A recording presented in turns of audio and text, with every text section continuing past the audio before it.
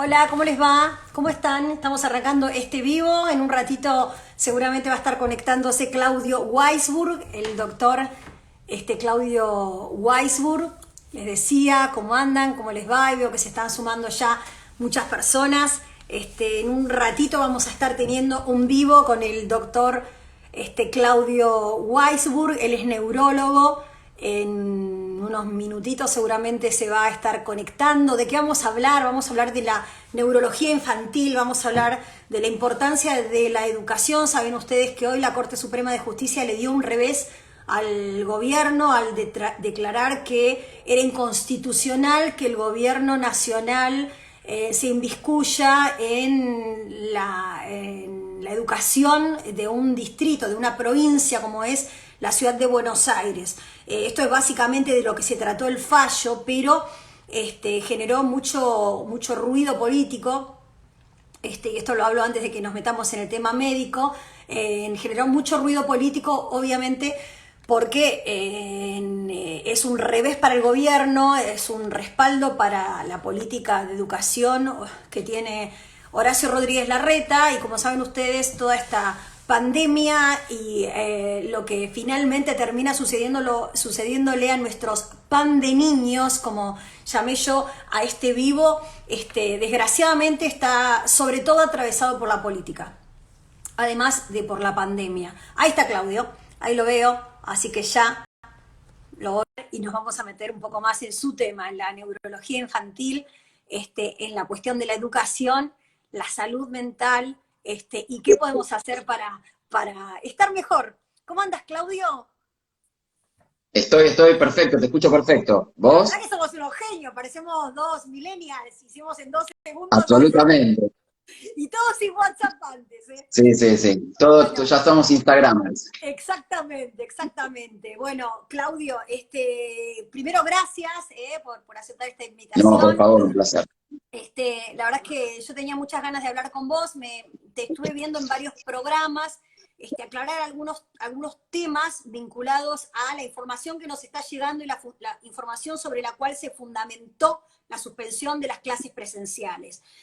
Acaba de salir el número hoy, 26.238 nuevos contagios, y entre las fundamentaciones de la suspensión de las clases presenciales, que bueno, muchos papás estamos en contra de esa medida que ha tomado el gobierno, entre esas fundamentaciones estuvo el crecimiento de la cantidad de niños contagiados y también la contagiosidad que generaba la circulación de personas yendo a la escuela, ¿sí? Y bueno, me gustaría que médicamente y estadísticamente vos me cuentes un poquito si es cierto esto, ¿no? Si el virus realmente ha empezado a atacar duramente a los niños y si la escuela es un lugar que genera más contagios que, bueno, los chicos igual están en algún lado, porque no se puede guardar un niño en un cajón, si genera más contagios que dejar los niños en casa. Sería esa mi primera pregunta. Bien. Primero, lo que mostró nuestros diarios de lunes, de los que fueron transcurriendo las olas antes que nosotros, mostraron que ya antes que nosotros cerráramos las escuelas el 2020, la presencialidad, que los países que no cerraron escuelas, y los chicos siempre concurrieron al colegio, no mostraron un aumento del índice de contagiosidad. Es decir, los contagios no eran mayores por concurrir al colegio. Inclusive, digamos, en Suecia, que en algún programa estuvimos charlando con un médico allá, en donde eh, incluso a veces con personas que tenían chicos con familiares positivos, seguían yendo al colegio, o sea, a ese nivel. Pero sin ir a un nivel, digamos, extremo, los chicos, eh, las escuelas mostraron que con el cuidado necesario, con lo que mostraron, digamos, al principio de este año, con un gran ejemplo, los chicos cuidándose, cubriéndose, respetando distancias y demás, la contagiosidad es baja en las aulas. Y se vio desde el principio de clases hasta que las escuelas cerraron, digamos, como en definitiva fuera de la ciudad de Buenos Aires, que igual hay lugares hay municipios y distritos que no son la Ciudad Autónoma de Buenos Aires que también tienen los colegios abiertos, ¿eh? O sea, la Ciudad Autónoma de Buenos Aires no es el único lugar que tiene colegios abiertos. ¿En la ¿Está bien? provincia de Buenos Aires o Ahora, en el país me hablas, Claudio?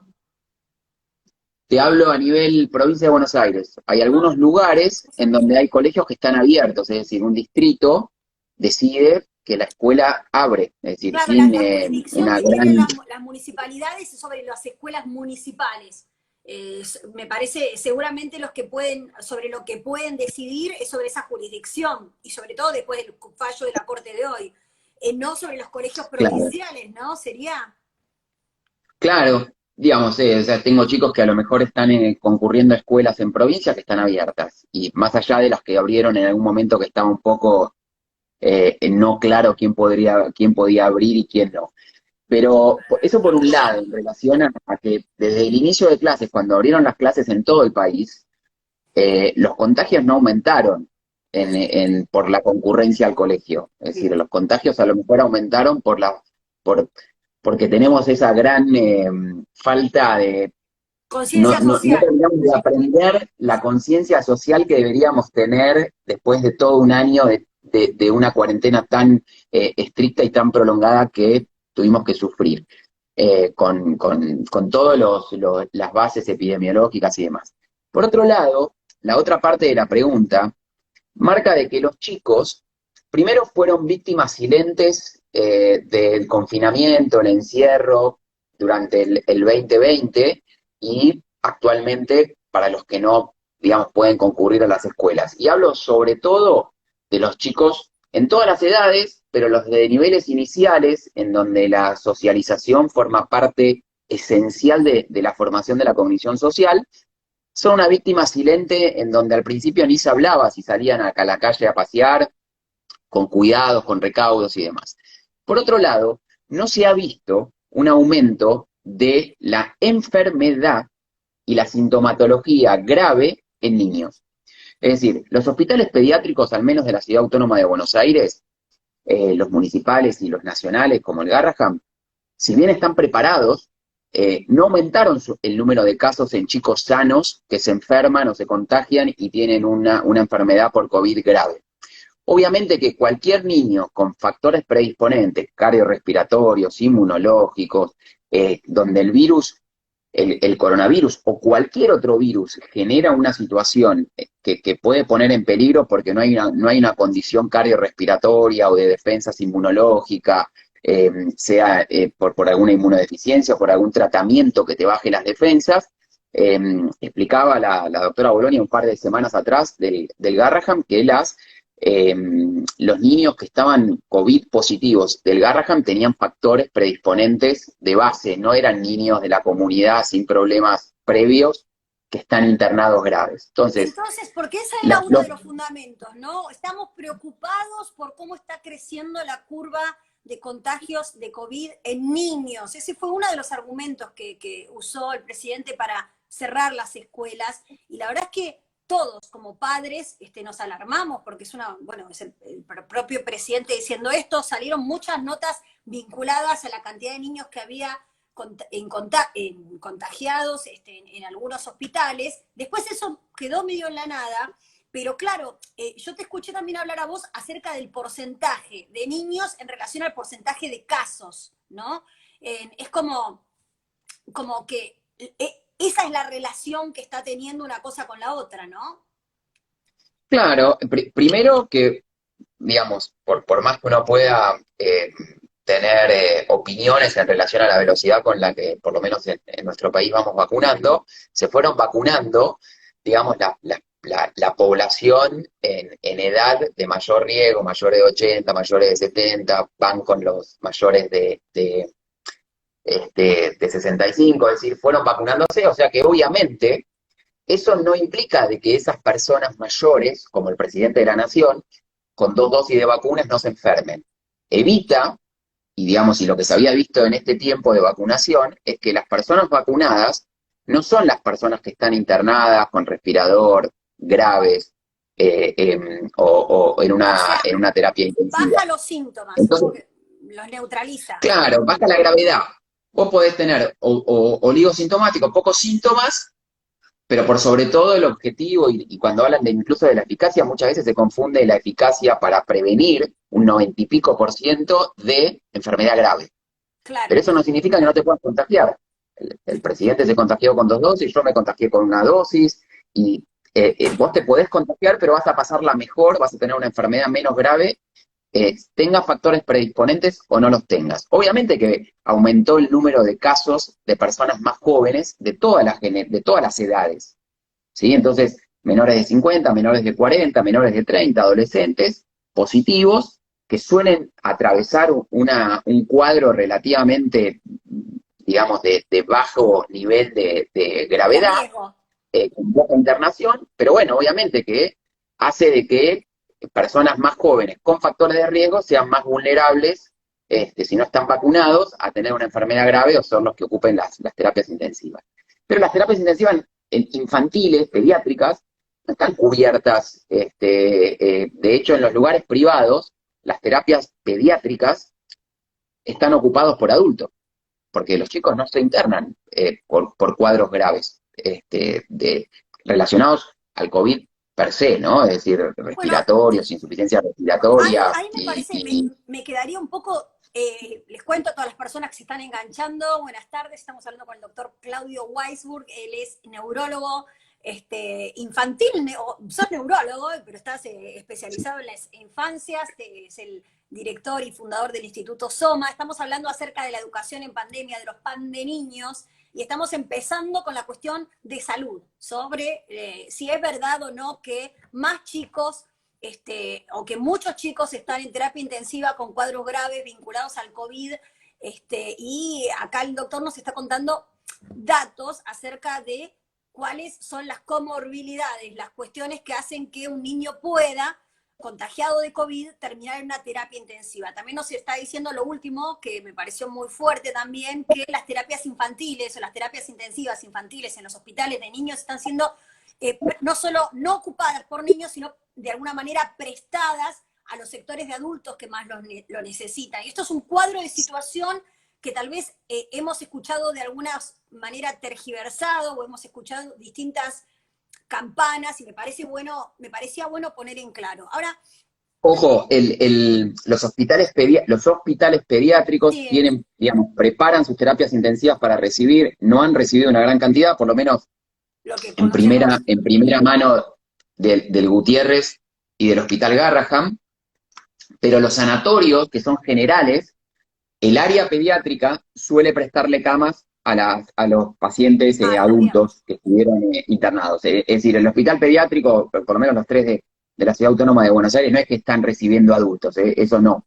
Pero en los Perfecto. lugares que son generales, o puede ser, no lo sé, en hospitales generales, que a lo mejor la terapia intensiva pediátrica facilite internar adultos porque falten camas en algunos momentos, en algunos lugares de Bien, hospitales pasa generales que entonces en el compartan sector adultos y chicos. privado, no en los hospitales de niños de la ciudad que estamos Claro, no, hablando. no, no. Los No, hospitales de niños no. Por lo menos, digamos, de primera mano, te digo, Gutiérrez y Garraham, digamos, tienen internados, obviamente, solamente pediátricos, pero no tienen internados chicos de la comunidad que vinieron y de la nada tienen un cuadro de COVID grave sin ningún factor predisponente. Y un punto que el doctor López había mencionado hace un par de semanas cuando se empezó a hablar del sí, aumento de casos en los chicos, obviamente, vos hoy hace un rato, si no mal recuerdo, dijiste que hoy tenemos, no sé, 26.000 casos. sí. Entonces, cuando vos tenías 300, tenías un 3% que podían ser chicos. Hoy tenés 26.000 y vas a tener un 3% que van a ser chicos. Es Pero decir, van a que el ser más. porcentaje, claro, el global va a ser mayor porque hay más casos, claramente. Hay más testeos de lo que se testeaban antes, tal vez no lo suficientes que se tendrían que hacer, pero hay más que lo que se testea más que antes, tal vez menos de lo necesario, pero es más que antes. Entonces hay más positivos, obviamente, y hay más casos. Bien. Ahora, en, Pero se mantiene el porcentaje se de mantiene niños. el Eso es lo que porcentaje de niños en relación a casos. Es decir, no creció el número exacto. de niños. No es que encontramos finalmente que a esta altura del año No, ya. si el O sea, porcentaje aproximadamente ese era argumento 3, no era es el 3 de 300 y es el 3 de 26.000. perfecto. Sigue siendo más o menos el mismo porcentaje y creció, sí, el número de contagios en general. Ahora vamos a la cuestión neurológica. ¿Qué significa en la educación y la construcción de la psiquis social de un niño. ¿Qué es? O sea, ¿qué es lo que te enseñaron en la universidad, de todas las universidades que fuiste, que significa que un niño socialice para aprender? Te aclaro de base que lo aprendí después de la universidad, pero en la universidad a lo mejor aprendí las bases para poder entenderlo un poco mejor. Pero te lo defino en una palabra. Para un niño, el socializar y la socialización es su universo. Es toda la materia prima que va a necesitar su cerebro y su cognición social para desarrollarse. O sea, nacemos y nuestro cerebro necesita del todo de alimentarnos, nutrición, y de estimulación. Son las bases que hacen a que nuestro cerebro se complejice, que haya más interconexiones, ¿no? Es decir, no ganamos más neuronas desde que nacemos hasta que morimos. Al revés. Perdemos neuronas, ganamos interconexiones. Es decir, la función de una neurona es comunicarse con más neuronas. Ahí entendí. Ahora, ¿y las interconexiones? O sea, ¿en qué etapa de la vida podemos ganar mayor cantidad de interconexiones? O sea, es decir, hacer que nuestro cerebro funcione al máximo posible. ¿En qué momento y de qué manera? Bien, perfecta.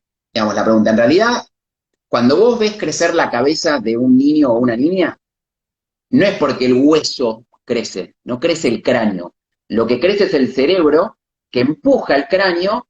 Pediatras, neuropediatras, medimos el perímetro cefálico que va creciendo, no sé, 2 centímetros por mes los primeros 6 meses de vida promedio, y eso crece porque se desarrolla. Y para que se desarrolle el cerebro necesita el cable, como si fuera el cable cuando tiene solamente la parte de cobre, se va a mielinizar cubriéndose de plástico. Es decir, la mielina sería el plástico que le da velocidad al cobre.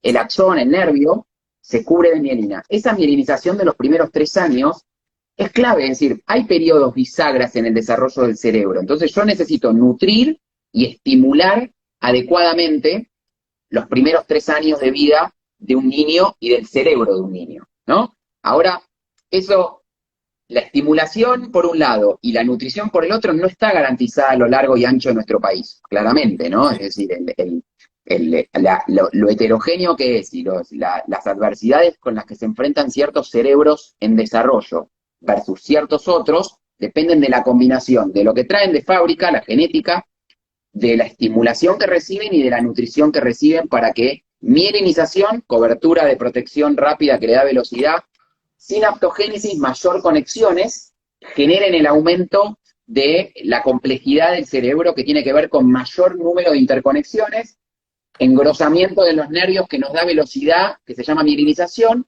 y eso pasa en los primeros 3 años de vida. Ahora, ese efecto neuroplástico, que es cómo la experiencia modifica la corteza del cerebro, la tenemos desde que nacemos hasta el último día de nuestra vida. O sea, sí, hasta el último día de nuestra vida seguimos generando interconexiones y la estimulamos. Ahora, si lo pensamos como un músculo y no lo estimulamos, va a atrofiarse. Igual que un músculo, igual que el cuádriceps, claro. si te rompiste los ligamentos y estás operado y no lo usaste durante 2 semanas, claro. Le sacás la férula y quedó más chico. ¿Por qué? Por no usarlo. Cerebro que no se usa y no se estimula, se achica. ¿Cómo se estimula y cómo se usa el cerebro? Es una pregunta. En un cerebro de un nene empecemos tipo de 4 a 16. Yo me imagino que son distintas etapas, pero que más o menos la estimulación...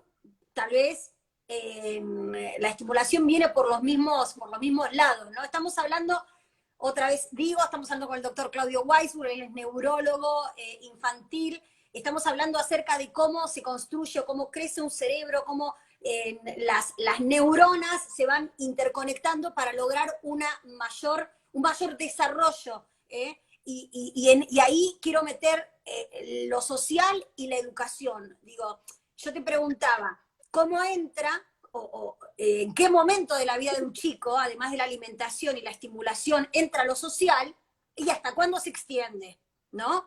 Bien.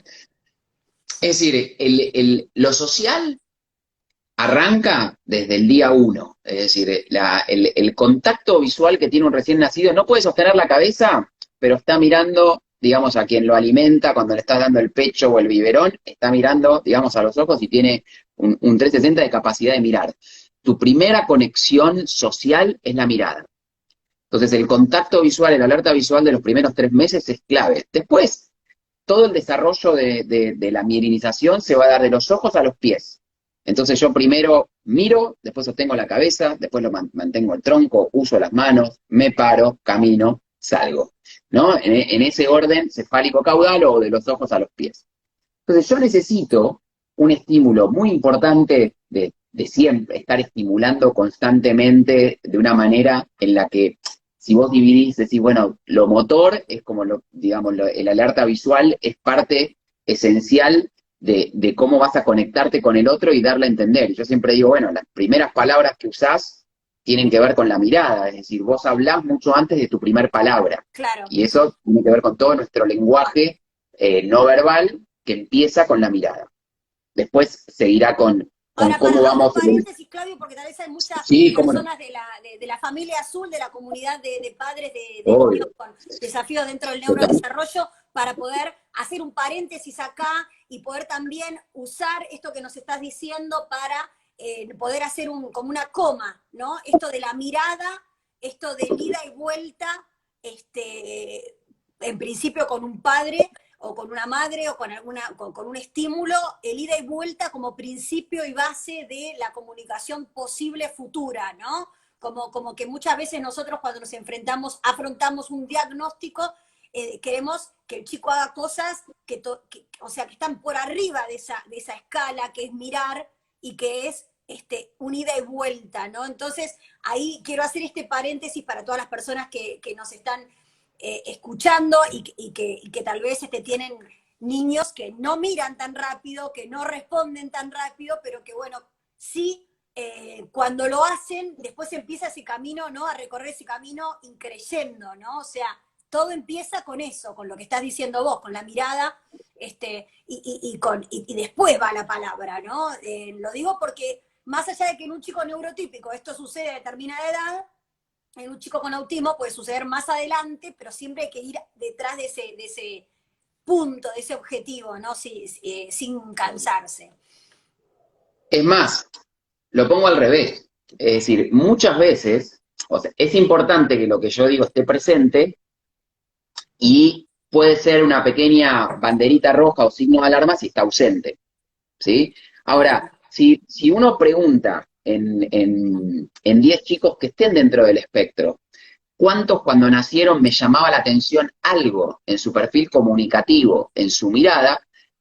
Yo te diría que entre 7 y 8 te van a decir que no. Es decir, yo tengo 1 de cada 10 que te van a decir a mí hay una mamá, porque cuando una mamá o un papá está preocupado por algo del desarrollo de su hijo, es 99,9 que va a estar con la preocupación cierta y menos de un 1% de que esa preocupación sea exagerada o no sea dentro de un marco mucho más en el instinto de lo que confiamos. Total. Es decir, pero el instinto de que algo no está bien, en general de una madre, de una tía, de una abuela, porque a veces no es la mamá directamente, o es una mamá primeriza y a lo mejor eso no lo termina de ver. Pero, volviendo a esto, la mayoría de los chicos, de un recién nacido, en los primeros 3 meses, en los primeros 6 meses, el alerta y el contacto visual va a estar presente, inclusive más allá de que hacia el año y medio, 2, ese contacto visual no sea el mismo que el primer año. Entonces, es distinto decir, bueno, dentro de las banderitas rojas o dentro de los puntos que me llaman la atención, toda vez que un chico de 3 meses, de 6 meses, de 1 año y medio, de 2, no me mire cuando le hablo, no me mire a los ojos, no se contacte conmigo, no se conecte, digamos, conmigo me debe llamar la atención. Entonces, pero cuando yo tengo un recién nacido, los bebés que no fueron a neonatología y que estuvieron en la habitación con la mamá y con el papá los primeros 2, 3 días y se van de alta, se le hace un screening auditivo. Porque si vos no escuchás, tu corteza parieto-temporal no se va a desarrollar de la manera que tiene para poder hablar. Entonces, si vos no escuchás bien, no hablas bien, el screening es para no detectar un chico hipoacúsico o que no escuche a los 4 años y su cerebro se perdió de desarrollarse durante todo ese tiempo la oportunidad de incorporar la audición para Claudio, poder que me estás emitir hablando muy el sonido. técnico. Para. Estamos Si no hablando de... escuchás, si No, no no, escuchás, no hablas. Si no escuchás bien, no hablas bien. si no escuchas... O Todos sea, las que, todo, cosas a tener en cuenta. Si no, o sea, las posibilidades frente a alguna... algún temor que uno tenga, alguna duda que uno tenga sobre el neurodesarrollo, tienen, o sea, prestarle atención a cómo está la audición y a cómo está la mirada. O sea, no, yo por ejemplo, creo que lo he contado, pero a mí me pasó que hasta que, a mí yo no me di cuenta del diagnóstico de Antonio, me parecía solo que era un poco revoltoso porque no me hacía caso, pero no me daba cuenta que no me respondía a su nombre, porque también se mamá primeriza, bueno. Y se dio cuenta su pediatra. Entonces, me he encontrado con muchísimas mamás, con chicos con diagnóstico que me muestran videos. Mirá como acá decía mamá, papá, y después en un momento se frena eso, ¿no? Pero volviendo al tema general de la educación y de qué manera el cerebro recibe estímulos en las relaciones sociales, a mí me gustaría, Claudio, que me cuentes cómo empieza a crecer esa conexión, porque vamos a decir, les voy a contar a todos, Claudio es neurólogo de Antonio, y a mí, desde que empezó nuestro camino del conocer el diagnóstico, no sé si te molesta que lo diga, pero no importa, lo dije ya, vos me decías, pero él ve chicos, él ve chicos, él ve chicos, él... Ya, Claudio, lo llevo a toda la terapia que puedo, qué sé yo, ve los que puede, ¿viste? Y a mí me quedó muy, muy fuerte eso de que aunque es muy costoso muchas veces ir a una casa de un nene que funciona de una manera, que tu hijo funciona de otro, como que eso era como una estimulación súper poderosa, más allá de las terapias, más allá de mí misma. Y ahora, frente a esta situación de otra vez encierro de los niños, lo pienso y lo traspolo desde niños con diagnóstico a niños sin diagnóstico. ¿Qué significa lo social en el aprendizaje? ¿O qué rol tiene? Tiene un rol, es decir, en la conformación, lo importante, digamos, para cerrar la primera parte de la primera infancia y sobre todo del primer año, es muy importante cómo los chicos miran y cómo hablan con los ojos y cómo se conectan, Claro. y es muy importante demostrar que escuchen. Cómo lo que es obligatorio, que es la automisión acústica que se hace después digamos, en la nursery, en los primeros días después de irte de alta, para no encontrarte con que si no escuchás no hablas. Y lo segundo es ver cómo él va haciendo vocalizaciones durante el primer año y cómo va empezando a hacer ruidos, cómo se da vuelta con algunos ruidos, cómo no se da vuelta con algunos ruidos, cómo con unos sí, con otros no. Y, digamos, llegando a los 7, 8 meses, cómo se conecta con la mirada y cómo me responde cuando lo llamo por su nombre, ¿no? Entre los 8, 9 y hacia el año. Ahora, en el desarrollo social, ¿no? Cuando yo hablaba de la cognición social, es fundamental el estar con otros. Es decir, mamá y papá estimulan fantástico. Si tenés un hermano ya es distinta el estímulo que tenés, pero cuando vos llevas a un chico al jardín, se desarrollan áreas, y vos recién hablabas de la terapia y demás, y yo pensaba, es una super terapia la socialización con pares, ¿no? Es decir, vos haces una terapia, haces fono, haces terapia ocupacional, haces musicoterapia, haces un tratamiento psicológico con una orientación sistémica, cognitiva, pero el jardín es una super terapia. Y sobre todo cuando se están forjando las bases de la socialización. Entonces en esto cuando los chicos se encuentran con otros chicos, se entienden sin hablar. Si hablan, se entienden de otra manera. Pero en las primeras salas, los que van a un jardín maternal, sala de 18 meses, de 2 años, la mayoría no está hablando verbalmente. Habla no verbalmente, juega, corporaliza, interactúa, y los chicos se entienden de una manera que es fabulosa. Y se entienden, aprenden, copian, imitan. Los chicos aprenden de lo que ven y no de los que los decimos. Entonces, si yo digo lo que no hago o hago lo que no digo, probablemente solamente le quede lo que ve. Y lo que ve es lo que hay. Entonces los chicos se guían por lo que ven. Y el jardín es un gran estímulo de poder ver, copiar, imitar y aprender. Y de estar con el otro. Estar, conectar y generar una super terapia para para el que necesita para el que necesita un apoyo social y para el que simplemente Para el está que no, desarrollando neurotípicamente, es fundamental la socialización. Por eso antes, al principio decía, para un niño, el estar con otro niño o el poder poner en juego la socialización y el estar con otro es estimular áreas de nuestro cerebro fundamentales, pero en definitiva, en esa etapa inicial es fundamental, casi como es el universo que engloba, digamos, lo que ellos más quieren, que es, digamos, estar y compartir. Ojo, 1 año y medio, 2, no es un chico que va a estar jugando necesariamente con el otro en forma conjunta, por turnos y demás. Para nada, va a ser un chico que va a estar jugando con su objeto. Si el de al lado lo tiene, se lo va a querer sacar, pero voy a jugar al lado. No voy a jugar aislado, no el voy a juego jugar paralelo. solitario, voy a jugar paralelo. No voy a jugar en conjunto de los tres, pero voy a jugar paralelo de los dos. Ahora, Claudio, ahí estamos hablando de la primera infancia, estamos hablando del jardín de infantes, y que ese jardín de infantes es el universo más estimulante para un niño de jardín, bueno, de hasta 5 años, que puede tener, el más rico, el más atrapante. Nos han encerrado, obviamente, nos han cerrado las escuelas, y bueno, muchos padres a veces se consuelan diciendo, bueno, pero está jugando en red, está jugando con el iPad en red, ve a sus amigos a través del iPad. ¿Cuál es la diferencia entre una cosa y la otra? La diferencia es enorme, en el sentido que si vos lo pones en experimentación y decís, bueno, yo voy a aprender escuchando a María Julia en la tele, en un video que ella me preparó, o en un mensaje de audio de voz, solamente sin video, o presencial, está descubierto que la presencialidad genera depósitos de aprendizaje mucho más sólidos y consistentes. Ahora, si yo pre-pandemia tengo a 2 chicos con cada uno con su tablet, su celular, y sin interactuar, es una interferencia absoluta en la socialización, esa pantalla. La pandemia cambió un poco el paradigma porque te ayudó a poder socializar, a poder seguir en contacto con quien no veías, con quien estaba lejos, con quien estaba cerca pero no podías ver, con los abuelos.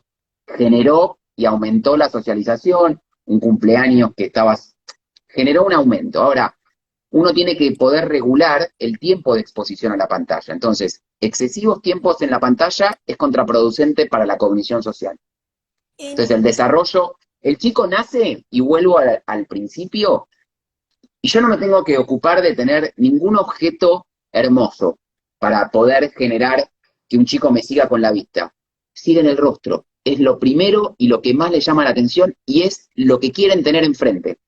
¿Sí? Es decir, un bebé puede imitar del rostro que ve, pero no del rostro que está a través de una pantalla, ¿no? Es Claro. decir, se Ahora, aprende eso en cuando eso. son bebés, pero ahí ya cuando entramos en la edad escolar, eh, bueno, no sé, a mí, yo me doy cuenta que yo antes traía a casa las canciones que Antonio escuchaba en el jardín, sala de 2, sala de 3, y se copaba bailando conmigo. Y ahora me corta el mambo como, no, él quiere que en su lugar, cuando fue al jardín, en ese lugar, quería escuchar esas canciones, y conmigo era otra la historia. Era como que había empezado a identificar que ese lugar era su lugar y que estaba separado de mí, y notaba yo esto que vos decís, ¿no? Del superestímulo, de la superterapia, y lo notó yo, que tengo un niño con un diagnóstico, pero los padres de chicos neurotípicos también. Mi hijo en un mes hizo un vuelco, te dicen, ¿no? Padres de chicos con 4, con 5, o chicos adolescentes, ¿no? Que estaban irascibles, que estaban irritables y muy confrontativos con los padres. O sea, se presentó la escuela y cambiaron de actitud porque encontraron esa gran motivación, ¿no? ¿Y qué podemos, Y o esa sea, gran motivación que tiene que ver, esa gran motivación que tiene que ver con el otro, que tiene que ver con el vínculo, que tiene que claro, ver con la interacción. Y vos traías a colación todo lo bueno que trajo el reencontrarse en las escuelas y que los chicos vuelvan a juntarse, y por otro lado, tenés también la sumatoria de factores negativos que se generaron durante la no concurrencia. Es decir, porque los chicos tuvieron esto. Y naturalmente, uno quería generar burbujas, es decir, si vivías en un edificio, juntarte con vecinos, si vivías en un barrio, hacer algo rodante, porque era una necesidad imperiosa que los chicos, por un lado, necesitan descargar, estar al aire libre, necesitan estar con el sol y no estar todo el día adentro y no estar todo el día frente a una pantalla. Entonces necesitan estar con otro. Entonces, naturalmente, las madres organizaban y los padres situaciones que puedan generar socialización, de a poco, cuidado, al aire libre, todo, digamos, lo que genera eh, situaciones de seguridad epidemiológica. Pero por otro lado, en los más chiquitos, el 2020 generó muchas situaciones conductuales, regresivas, complicadas, del 24/7, de no interactuar, digamos, con otros chicos. Y en los más grandes, es decir, lo que más le gusta a un chico en primera infancia es estar con sus amigos. Es decir, cuando van al colegio, lo que más le gusta es el recreo y es interaccionar de forma libre, de forma desestructurada en la interacción social. Y es lo que mejor alimenta estas interconexiones en el desarrollo.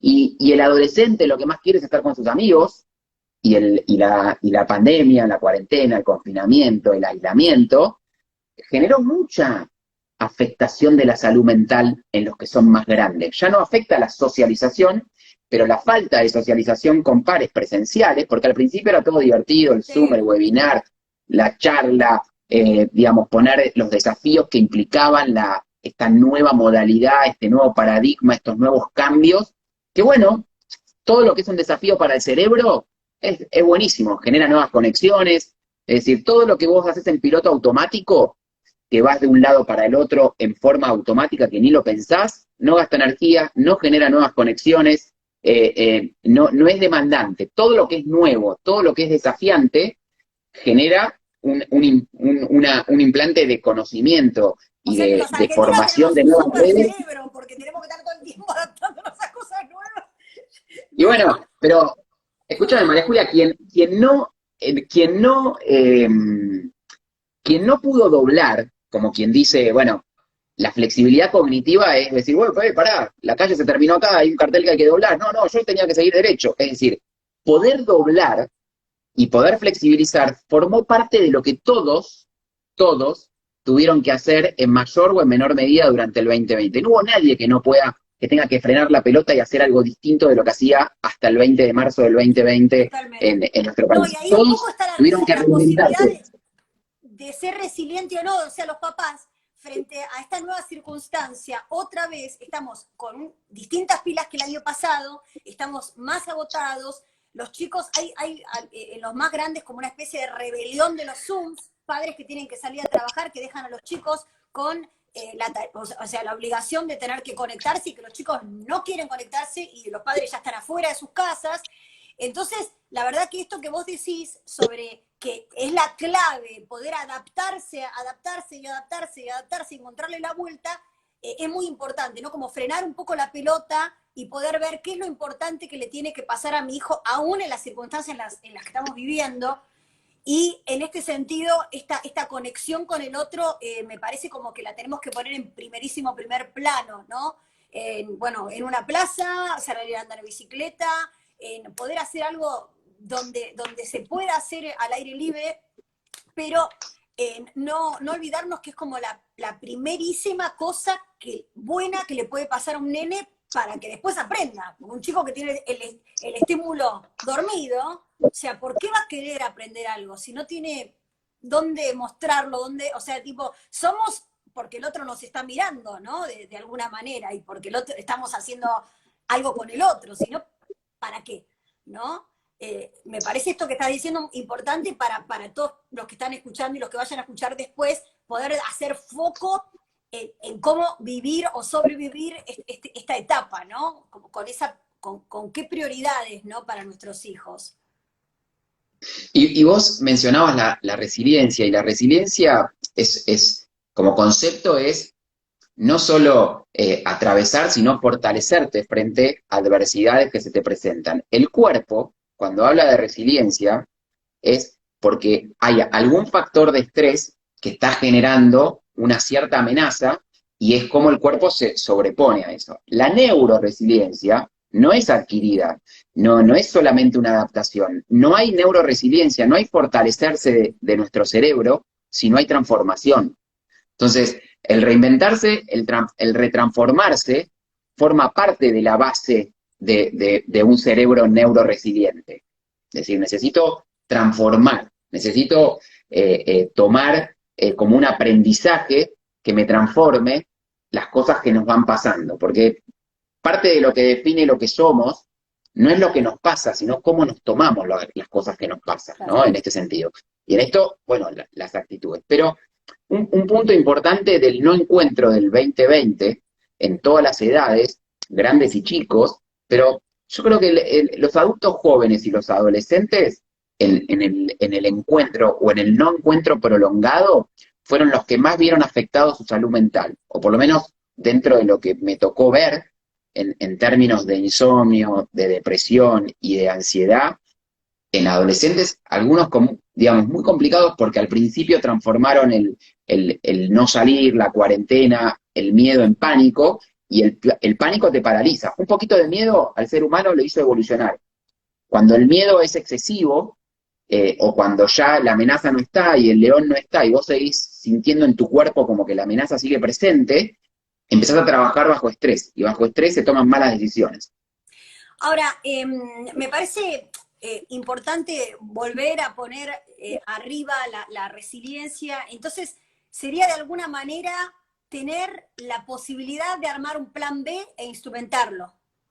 A ver, mi plan A era que haya escuela. Es que todos intentaron, o sea, perdón, todos intentaron armar un plan B. Todos tarde, al principio nadie armó nada, y digamos, cuando esto se fue prolongando en el tiempo, todos intentaron hacer un plan B que estimule este área que venimos hablando todo este rato, que tiene que ver con cómo ayudamos a poder estar en forma segura y demás, como dijimos, pero estar en contacto con el otro presencial. Ahí aprendemos más. Digamos, si en esto tenés chicos de primaria o de secundaria que te dicen, aunque vayan una semana sí, una semana no, la semana que van vale por muchas semanas de no haber ido. Claro. El aprendizaje, por un lado, y la importancia de estar con el otro, de lo social, es clave en esto, porque también son elementos que te permiten fortalecerte, estar con otro. Ahí entonces me parece como que poner un poco el eje de todo, ¿no? Porque la verdad que la angustia que sentimos los padres, bueno, vos también sos padre, pero la angustia es, ¿qué hago para que mi hijo no se caiga? O sea, ¿cómo logro que mi hijo, porque ya lo vivimos, ya vimos qué sucede con el aislamiento? Esto que vos decías, todas estas patologías que comenzaron a surgir de chicos que no tenían ningún problema, estas dificultades o enojos, bueno, como la depresión se manifiesta en los niños, ¿no?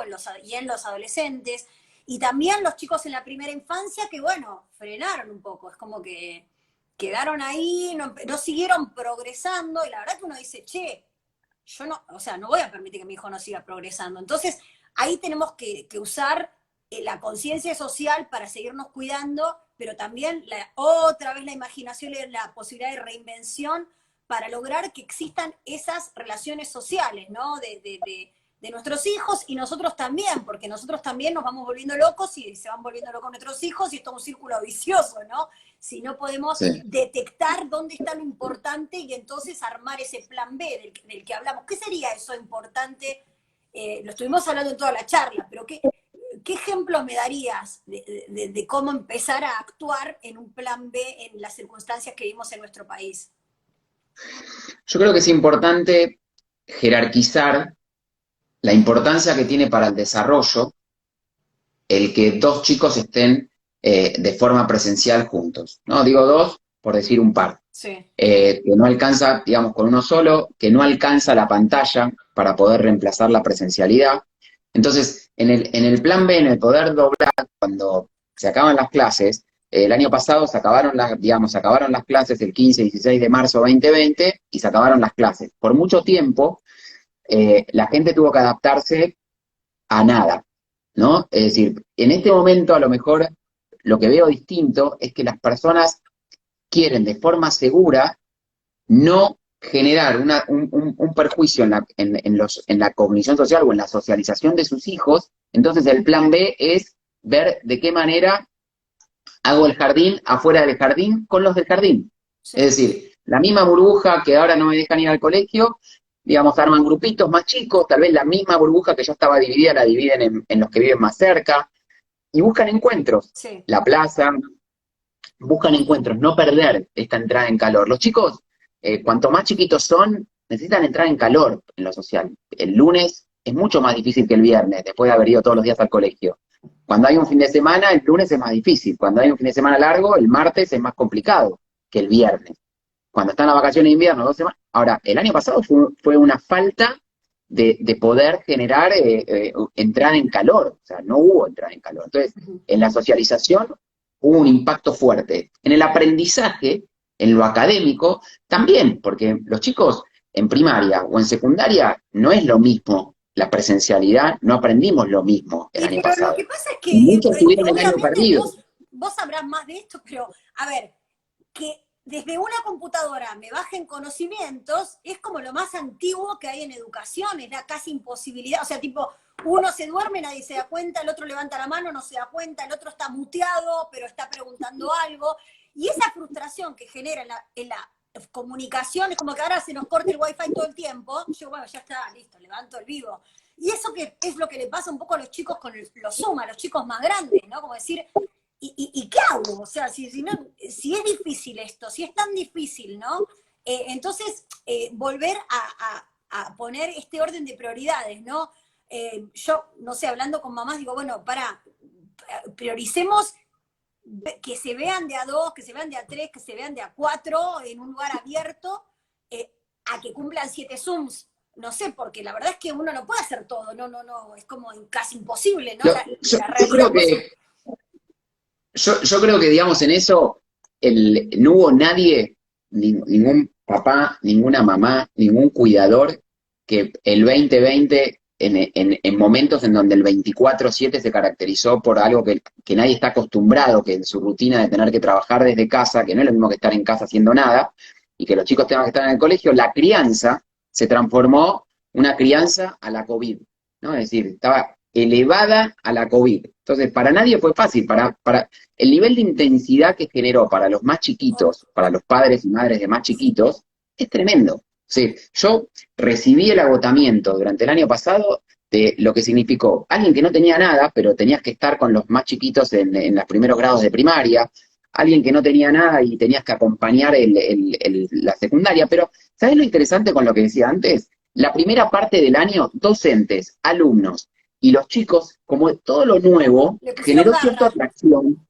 estaban todos con pilas y demás. Cuando se prolongó más allá de la segunda parte del año, docentes, alumnos, todo fue un crecimiento, una función decreciente, porque todos tuvieron como que la segunda parte del año les costó más, tenían menos pilas, estaban más desganados. Y ahora empezó parece que no, o sea, los padres, yo no sé, me imagino vos en el consultorio, ¿no? Pero es como, ya sabemos lo que pasa, porque claro, yo también lo ponía una vez, cuando se supieron los anuncios en un post que hice, creo, en Instagram. O sea, tipo, nos empezamos, viste, y todos nos pusimos a hacernos los payasos, aprendimos a cocinar, hicimos tutoriales de esto, le pusimos garra, ¿no? Pero en este año, que ya tuvimos ese aprendizaje, estamos como disociados con nuestra dirigencia, porque en un punto nosotros sabemos qué es lo que pasó con nuestros hijos, pero a su vez tenemos que acatar lo que dice el gobierno, y tenemos que bueno, tenemos las escuelas cerradas, ¿no? Entonces, la verdad que es un desafío bastante fuerte el que tenemos por delante, pero me gustaría que vos nos digas algunos tips, ¿no? Ya eso del 2020 nos pasó a todos, esto de empezar con garra, sí, terminar deprimidos, empezar ahora otra vez arriba y ya... Pero ¿sabes una variable que tiene que ver con los tips, pero que tuvo que ver con la gran vedette del 2020, fue la incertidumbre? Porque vos arrancaste y estabas todo el tiempo manejando la ansiedad de todos, porque ahora vamos a ver cómo seguimos, si salimos, si no salimos, si la paz, la incertidumbre genera ansiedad. Y nos manejamos con mucha ansiedad frente al no saber lo que viene. Por el otro lado, Es decir, desde el punto de lo que los chicos necesitan la mayor, digamos, predicción, Estabilidad. anticipación, organización, estabilidad, en forma gráfica decirle lo que va a venir, es decir, y fue todo lo contrario de lo que pudimos hacer. Entonces, me parece que en el uno tiene que ver con cómo podemos generar un ambiente lo más estable que se pueda. Y uno poder anticipar, no podemos anticipar todo lo que viene, porque hay impredecibles, porque la vida no es así y porque la vida no es Sí, pues predecible terminamos en de su armar la totalidad. agenda a veces a las 10 de la noche cuando se durmieron los pibes, ¿no? Decir, bueno, ¿qué hago mañana? Entonces es como que al otro día, sobre todo chicos con diagnóstico, o sea, esto de anticiparle en una pizarra, escribir, dibujar, hacer un dibujito y poder decirle lo que va a pasar al día siguiente, porque claro, antes por lo menos tenía, ya era como que era una rutina que se había hecho, ¿no? Pero es un doble desafío ahora, ¿viste? O sea, obviamente para Absolutamente. todos. Pero igual en esto, vos decías, a las 10 de la noche hago la agenda, pero a las 8 de la mañana, a las 7 de la mañana, a las 10 de la mañana, repasar la agenda gráfica ayuda, ayudó, ayuda y va a ayudar mucho a poder saber por lo menos lo que viene el próximo rato o durante la mañana o durante ese Sí, día, tal cual. Lo que separar se con las pueda, comidas por lo gráficamente. menos la Para los más mañana. chiquitos es todo. Sí. Es decir, vos lo podés tener y utilizar en forma cotidiana. El jardín tiene pegado en su totalidad todo lo que los chicos necesitan ver para entender, como hablábamos antes. Entiendo lo que veo mucho más que lo que escucho, por más que escucho perfecto. Entonces yo necesito ver. Entonces, si yo le muestro en una cartulina, en un imán en la ladera, es decir, le genero un ambiente de seguridad anticipando lo que va a venir, entonces yo ya me siento más seguro y no les genero la incertidumbre que se nos genera a nosotros no saber cómo sigue nuestra semana que viene, si va a estar abierto, si vamos a poder trabajar, si no vamos a poder Empezamos a trabajar. imprimir fotos, Claudio, entonces también, ¿no? Sí, fotos, y en esto podemos usar, recortar cosas, podemos usar algún tipo de elemento electrónico para anticipar una Apoyos foto. visuales, fotos, videos. Pero para los más chicos, y hablo de lo típico, es clave igual en esto la organización. Es decir, a lo mejor hay chicos más grandes que requieren todo lo visual igual que si fueran más chicos, pero los más chicos necesitan esto. Y los que son un poco más grandes necesitan que le digas y le refuerces un poquito con lo visual. Nunca viene mal para entender mejor, porque todos entendemos mejor muchas cosas cuando la vemos, que cuando nos la dicen nada más, ¿no? Ahí está Entonces en bueno esto, usar la tecnología, ¿no? Porque a veces, bueno, los videos, o sea, por ejemplo, para construir también el recuerdo, para poder relatar qué pasó, o sea, ¿qué me pasó? O sea, a ver, no estoy yendo a la escuela, pero ¿qué estoy haciendo? Y al terminar el día, antes de acostarse o en algún ratito que podamos, repasar qué pasó en el día, tal vez apoyándonos en alguna foto que nos mandó o una mamá o nos mandó un amiguito o en alguna, no sé, situación que nos contó nuestro hijo mayor, tal vez ir pudiendo decir, bueno, hoy me pasó esto, hoy estuvo bueno, hoy hice lo otro, tipo, también construyendo un poco, ordenando un poco este caos en la cabeza de los chicos, ¿no? Porque es como, si no, todo el tiempo la alerta y el cortisol, no sé, como arriba, ¿no? Todo sí, sí, o sea, estrés, liberación, digamos, de todo el sistema, digamos, pone el estrés, o porque es real, o porque, digamos, quedó activo y estamos en un circuito de supervivencia y no generando sistemas de nuestros cerebros que nos generen más bienestar, ¿no? Como los sistemas más de recompensa, y estar siempre con el de supervivencia, que es mucho más de estrés, y para salir corriendo del león o del que te va a robar en un contexto más actual que la selva.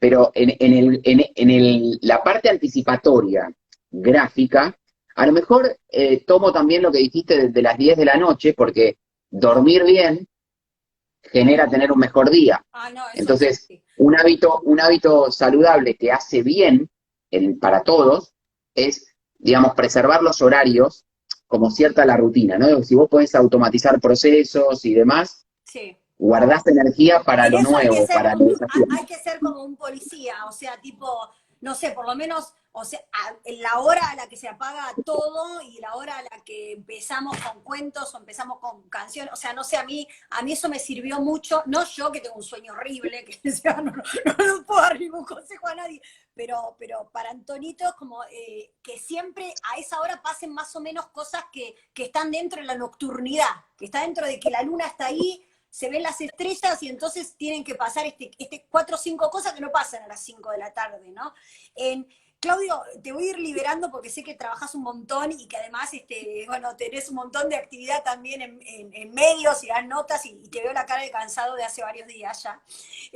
Pero recién hablamos de apoyos visuales, de construir el relato, de construir la historia, de anticiparle a los chicos para bajar la ansiedad. Y voy a tirar otra cosa que se la vi hacer a una amiga con hijos adolescentes que es psicopedagoga, y que es frente a un enojo sacarlo a caminar. Como no era posible el diálogo, porque no querían hablar con la mamá, vamos a tomar un café, vamos a caminar, hasta tal lado, y vamos a pasear el perro, vamos a hacer cualquier cosa. Y en esa recorrida, le mando un beso a Tati si está mirando, en esa recorrida el pibe hablaba. O sea, era mágico, digamos, ¿no? No sé qué pasa. Lo tenía justo acá anotado en el sentido de que es importante lo que hablamos del sueño, organizar el día, anticipar, graficar, alimentarse bien, digamos, y saludable en algún punto, y la actividad física, pero sobre todo el desgaste energético, que fue muy notorio la sobrecarga que tuvimos de falta de desgaste, es decir, el quedarte en tu casa o el no salir o el no hacer actividad, el no salir a caminar, el no tener una saltarina, el no ir a la plaza, el no andar en bicicleta, en roller, en monopatín, es una actividad que tenés el aire libre, el sol, porque vos hablabas de, bueno, la casa tiene que bajar para la noche, todo lo que va pasando en torno a cuando una casa va silenciándose cercano al horario de irse a dormir, como darle a entender el entorno y la parte higiénico-dietética de irte a dormir. Durante el día necesitamos energía solar, no solo para la vitamina D que está en la piel y que necesita del sol para que nuestra vitamina D secrete y que la tuvimos todo baja en el 2020, pero necesitas descargar, necesitas regular tu conducta, tu berrinche, tu rabieta, cambiándole el dial y saliendo como bien dijiste que hace tu amiga en el sentido de decir, te saco a pasear el perro, que era la excusa para muchos para salir. No, pero era la única manera que lograba un diálogo. O sea, tipo, toda la caminata, tipo, segunda, tercera cuadra empezaban a hablar los chicos, que no querían hablar con ella, no sé. Pero digamos, el tema de la actividad física, del salir a moverte, que no solo libera endorfinas hacer, digamos, correr 10 kilómetros, sino que vos salís a caminar por un periodo de tiempo y ya estás regulando tu estado anímico. Es decir, hay liberación de endorfinas, es el mejor ansiolítico y antidepresivo, es la actividad, ¿no? Es decir, mantener el cerebro en forma, pero la actividad física per se. Entonces, en esto es muy importante cómo mantenemos al menos un poco en el día de poder hacer alguna actividad. Y en esto también, lo que vos decías que al principio todos nos hicimos súper y reinventamos, hicimos cosas que no hacíamos y demás. Entonces, esto es importante como decir, mirá, yo antes hacía esto y lo sigo haciendo, y esto nunca lo hice y ahora lo empecé a hacer, y son las dos importantes. Sostener cosas que te hacen bien y que son saludables para el desarrollo, para la salud cerebral, como así también cosas que nunca hiciste y que son buenas y que nunca es tarde para empezar a hacerlas. No, y pero usar el siempre es aprendizaje bueno. del año pasado, ¿no? Porque tal vez el año pasado elegimos hago de todo, y este año decimos, no, pará, de todo no, es esto lo que para donde tengo que ir, es por acá donde me hizo bien, y bueno, usar ese aprendizaje, como bien vos decías, el plan B, poder ponerlo en práctica y ser resilientes, que no solo es poder adaptarnos a los cambios, sino salir fortalecidos de ellos. Y en este sentido, desde nuestro rol de padres, con todos estos, me parece buenísimas herramientas que estuvimos hablando, la verdad que recorrimos, o sea, paseamos por todos lados en la charla, te agradezco, porque fue bastante larga, estuvimos una hora hablando. Y te digo una cosa que estaba pensando recién, que también es un tip muy importante. Es decir, cuando vos a la mañana ponés la agenda del día para un chico, y al mismo tiempo para uno, también le genera como que, bueno, ¿cuál es el propósito de hoy, de la semana? cosas que van a ir pasando y que también es bueno tener un propósito cuando nos levantamos y uno puede charlar o graficar cosas y poder repasarlo al final del día. Es decir, o en la cena, que es un momento de comunicación y no deberían estar a lo mejor los elementos cibernéticos per se, pero digo, repasar cosas que pasaron en forma gráfica es tan importante como anticiparlas a la mañana cuando arranca el día, ¿no? Entonces esto como el propósito que tenemos en el día, repasar las cosas lindas que nos pasaron, también vuelve digamos, a activar circuitos que pueden generar bienestar y activar circuitos de recompensa positivos, con linda transmisión de neurotransmisores. Bueno, ahora los neurotransmisores tienen que ir a descansar, Claudio. Tienen que ir a Sí. descansar hace un montón Yo, de sigo, tiempo. yo me queda todavía a seguir atendiendo, así que un Bueno, ratito más. te dejo tranquilo, gracias. Vamos a dejar Gracias a vos. en el feed de mi Instagram y también seguramente lo levantás, Claudio, en el tuyo, esta charla para que la Seguro. repasen cuando puedan. Uno en general a la noche agarra y empieza a mirar las cosas que le interesan. Muchas gracias, Claudio, gracias a todos los que se conectaron. Bueno, y hasta el próximo vivo. Chau. Gracias a vos, Gracias, gracias a Claudio. todos. Un beso Nos muy grande. vemos. Cuídense. Chau.